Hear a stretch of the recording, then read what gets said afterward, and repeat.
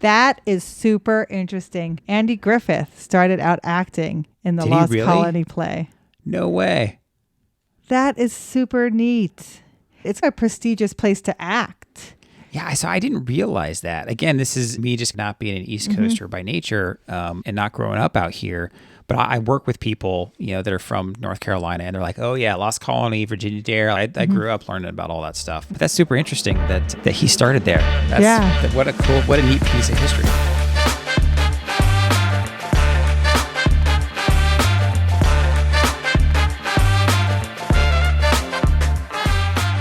Welcome to Talk with History. I am your host, Scott, here with my wife and historian, Jen. Hello. On this podcast, we give you insights into our history-inspired world travels, YouTube channel journey, and examine history through deeper conversations with the curious, the explorers, and the history lovers out there. Now, before we get into our main topic tonight, please feel free to give us a review wherever you listen.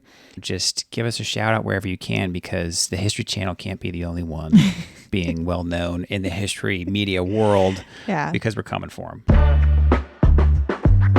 Now, what's our topic for our audience tonight? We're talking about the Lost Colony of Roanoke, and the first child born to the colonists was a girl. That's right. Virginia Dare. Virginia Dare. Now, for the people who didn't pay attention to history class in high school and in college, tell me about the Lost Colony, because you make it sound like these people got here before the Pilgrims landed at Plymouth Rock. Yeah, and this would be a great, drunk history, because it's really awesome. So this is, Jamestown is 1607. Plymouth is 1620. This is happening in 1580s. Yep. Right? Now, it's not the first colony really here in America, because you got St. Augustine in 1565. Mm-hmm. So what's happening is the Spanish are settling in Florida in 1565 and starting to build up their navy and starting to find gold and starting to find resources. And Queen Elizabeth is made aware of the power that the Spanish are getting from their American colony from Sir Walter Raleigh. He approaches her and says, the Spanish are really getting a lot of stuff over there. We should get over there. Maybe if we put a colony a little north of Florida, they at first wanted to go to the Chesapeake. Maybe we can commandeer those ships. Right. Maybe we can stop those ships. He was trying to convince the queen, hey, let me get out there, do a little swashbuckling, and I'll bring you back some cash. Yeah. And she's, I do see them getting some resources, and they are becoming a world power that I got to kind of watch and be nervous about. If you think you can do this, Raleigh, go for it. I'll support you. Yeah. And so in 1585, they make their way to what is present day North Carolina, to Roanoke Island. And Roanoke is, if you go to the Outer Banks, there's these kind of islands that are basically thin islands on the Outer Banks of North Carolina. And there's an inlet between two of them that'll take you into a closer in island, and that's Roanoke. So it's not an outside island like Hatteras, right, but it's more inland. And so in 1585, he gets there. He sees the first peoples that are there that they encounter, the Algonquin. Mm-hmm. And it's really a friendly exchange. They're amazed to learn about each other. They're amazed to learn each other's culture. They trade, they learn. And so what is interesting is there was this mutual friendly relationship. And they build earthworks. So they dig in and they build some earthworks there. They build some forts there. Now, these are just men that came over from England, and they draw pictures of the Algonquin, and they take one of them with them, Manteo, to come back with them. And they go back to England with him. A year later, in 1587, another group of men come to Roanoke, to the fort, bring Manteo back. The Algonquin are there, and what happens this time is winter comes upon them, and they start to get hungry. Yeah. They want the Algonquin to trade with them. The Algonquin are trying to feed their own people, and the British get upset, and they attack them and kill some of their leaders. And the Algonquin fight back and kill some of them. Well, the English are kind of just hunkering down when Sir Francis Drake kind of comes up the coast and sees them and says, would you like to come back? You need to ride back to England. And they're like, yeah, let's all go back to England. So they take them back to England. But Raleigh doesn't want to give up. Raleigh is, we really have to establish a colony. We need to bring men and women. We need to start to build homes. We need to establish a colony in Roanoke. So he enlists John White to become the first governor of Roanoke. And John White gets together a group of people to go out to Roanoke Island. And I think it's 80 men, 17 women, and 10 children. One of those children is John White's daughter, Eleanor White, and she's married to Aeneas Dare. One of the interesting things too, so this whole Lost Colony area, it's a national park. Got a great little center that kind of tells the whole story. There's a little theater. We sat there with the kids. And one of the cool things that I actually kind of liked, they had this room off to the side near the theater where it was playing, we show it in the video, there's like kind of shadows, silhouettes of the Queen, what I think was maybe Sir Walter Raleigh at one point, and then someone else. So you can kind of see him trying to convince the Queen. So that was neat. I used that in the video, kind of drive home a point. But one of the things that I really liked that you pointed out was they showed a map where all these settlers were from in London. Mm-hmm. So they actually show you what parts of London where Sir Walter Raleigh lived, and then basically where he recruited from around the greater London area, got him on a ship and said, hey, let's go settle the new world, probably with promises of, I don't know, the new land. Milk and honey. Then they ventured their way out. Yes. So they hit land in July of 1587. And I'll tell you why we know all of this as a fact. And then Virginia Dare is born August 18th, 1587. Yeah, which means John White's daughter came over while she was pregnant. Yeah. And she was heavily pregnant when they hit land. She's baptized 2 days later on August 20th.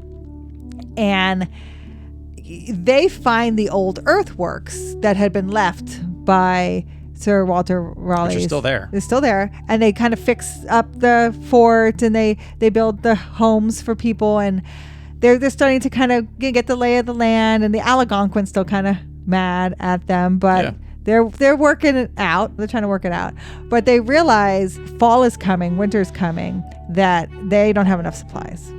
So they ask their governor, John White, to go back to England and bring back supplies. And he's hesitant, but of course he's like, absolutely, we want this colony to work. He doesn't want to leave him there. I mean, his daughter's there, and his granddaughter, right? She's young, couple months old. Yeah.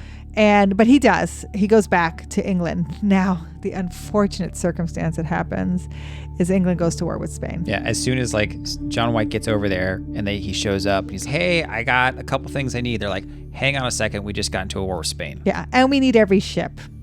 So, including that one you just came back on. Give me that ship there, John White. We got to go fight the Spanish. And so John White spends the next 3 years trying to get a ship. And that's another of the conversations in the silhouettes you see in there, is he's pleading with everybody to help him find a ship to get back to the colony.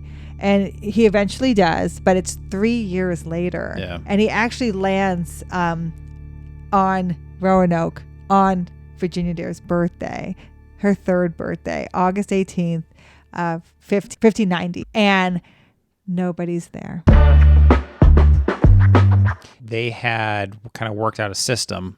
Yes. That said, where they basically told him, like, hey, if we have to leave, here's what we're going to do. So there was discussion about leaving because they couldn't find the resources there. And if you go to Roanoke, you'll see it's an island. Yeah, so there's no fresh water. There's no fresh water. There's no rivers running through there. There might be some game, but probably limited. Yeah. And so they initially wanted to land in the Chesapeake, like I had said, but their pilot of their ship had taken them further south. Yeah. And then he said he was afraid to go up to the Chesapeake because he thought a storm was coming in. So they had always talked about maybe going up to the Chesapeake. So that was one option. They had also said we might go further inland from Roanoke into North Carolina. That was another option. And they had always talked about going down to Croatoan. Yep. And Croatoan is modern day Hatteras. So that's on that outside islands a little bit more, and that the Croatoan people lived there. So when John White gets to the fort and everything has been taken down, it's not as if this was a burned down. Yeah. Everything had been taken down and moved and left. So people were taking all their resources.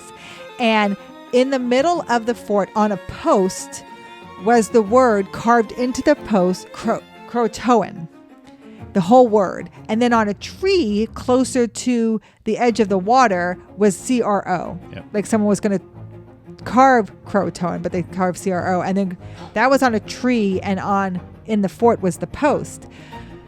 So there are theories of what happened to the lost colony. Were they attacked by the Algonquin or any other First Peoples, and they were all killed and massacred? But again, John White found no evidence of destroying of the area, and there were no graves found. No bodies found, no graves found.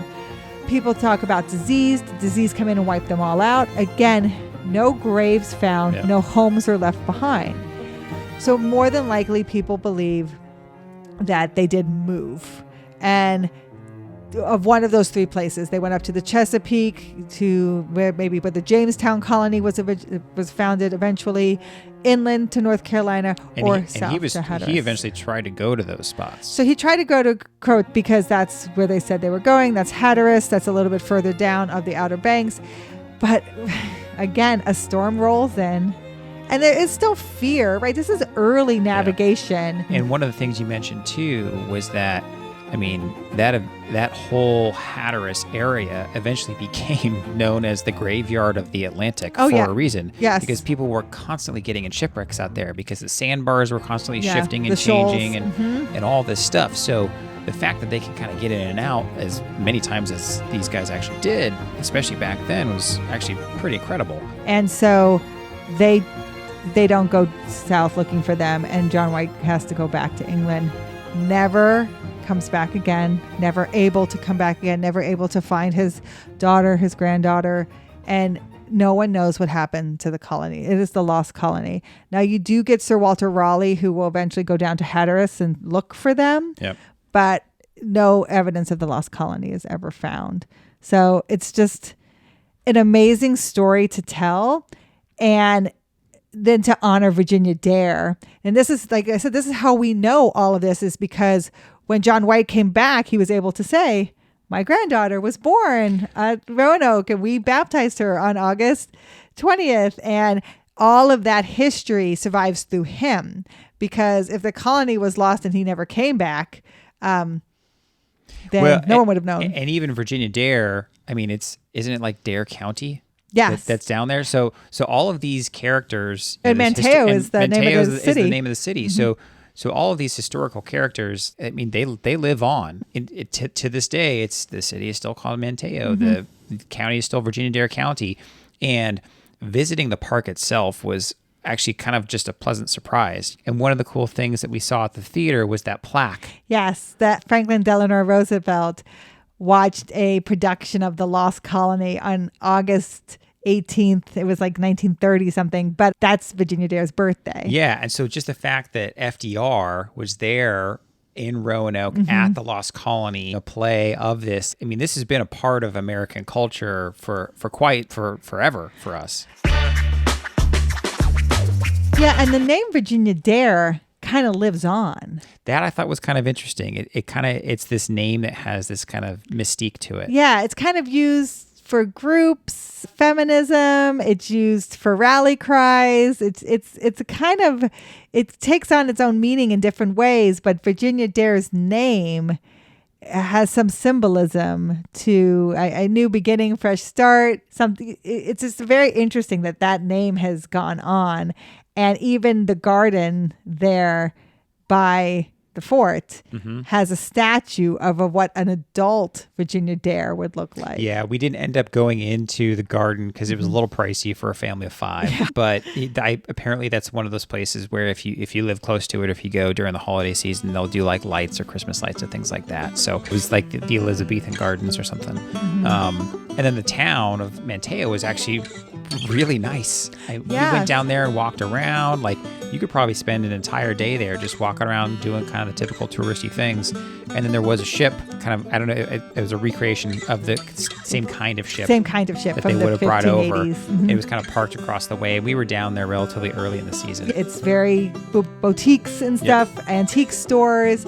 And so you can spend the day in Manteo and walk around, and you can see the Lost Colony stage where they do a production of the whole Queen Elizabeth talking to Raleigh and the colonists coming over and their lives before they send John White back, and then what could have happened to them. That production has been going on for a long time. And the theater is neat if you go back and watch our video, because the setting behind it is basically the beach and kind of the bay there across where Hatteras is across from there. But it was just a fun visit, an easy visit if you're ever in that area.